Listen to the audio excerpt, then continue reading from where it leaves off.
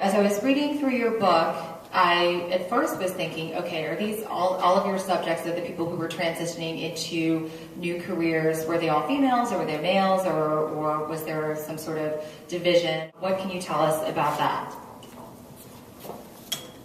Well, it's a good question, and it's interesting because a lot of people ask me, does it fall down gender lines? And the thing is, it really is pretty evenly divided between men and women who are seeking career change. It's just, I think it happens at a slightly different age. I think women are often out of the workforce for 7 years on average when they are raising a family or caring for an aging relative. So it could be at different stages. And at that point, when they're off the corporate track for a little while, when they try to get back in, it's sort of their moment to sit there and think, okay, this is my chance to try something new and go a different direction. So women may make the switch a little bit earlier than men, but I think you see men later in life doing that transition. I think it's a little harder for men in many ways because one of the biggest stumbling blocks to making a career change is money. And for men, it's very hard to take a pay cut. And for women, it is hard as well, but it is something that you need to accept. And I think that if you're starting over in a new field, initially, you're going to be working for a little bit less than you were before. You have to prepare for that, and it takes a lot of thinking through precisely what you want to do. But I do think you're going to lose benefits for a short time. If you're a newcomer somewhere, chances are you will take a cut in pay, or if you go to a nonprofit. So I think that there are variables that make it a little easier for women to get around the idea. Also, the other point I'd make, Pamela, is that it's making a career change or a transition is sort of a spiritual thing. I mean, it's an inner, you have to know yourself. You have to really take the time to think about sort of what we were talking about, Patricia was talking about, is everyone's got a purpose and a job to do, but you really have to know inside what it is you want to do and what you're good at, what you like to do. And sometimes, it's harder for men to pause and make those choices. And many of the men that I profile in my book started in their new journey because they were downsized from their current job.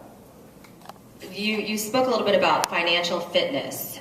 Tell us what do you mean by financial fitness? Yeah, absolutely. This is a real mantra of mine, but part of it is because I've been a personal finance journalist for so many years that I know how important money is in all of our lives. And if you're going to be making a career transition, there are two things. You have to be healthy, so you have to be physically fit because it takes energy to change your lifestyle and the kind of work you do. But you have to be financially fit, and it's very critical because if you're going to be successful in a move, as I mentioned before, typically you are going to take a drop in pay to a certain point as you get started over in a new venture, or if you're starting your own business, certainly you'll have some costs. So you really need to look at your life and say, okay, I want to do this. I know this is what I need to do. How do I go about it? You may have to add training or courses. You have education expenses or startup costs. So you have some expenses coming up. So you need to think about how can I downsize things.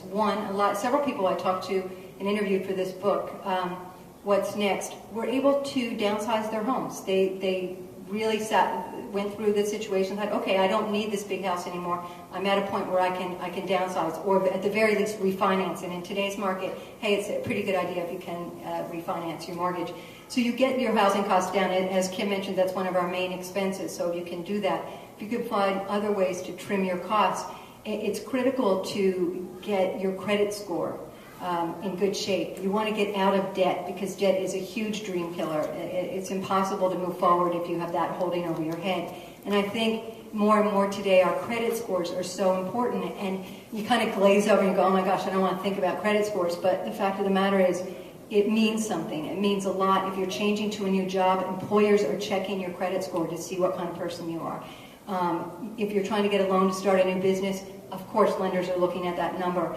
And all it takes is one late payment. It sounds crazy, but that can really ding your score. So it's paying attention, looking at your annual credit report each year to say, hey, is there somebody's stuff on my account that's not mine? This is simple stuff. It's free at annualcreditreport.com, but you've got to do it. So when I think about getting your personal finances in order, that's a big thing. I think is getting out of debt, downsizing your lifestyle, and being financially fit to make a move.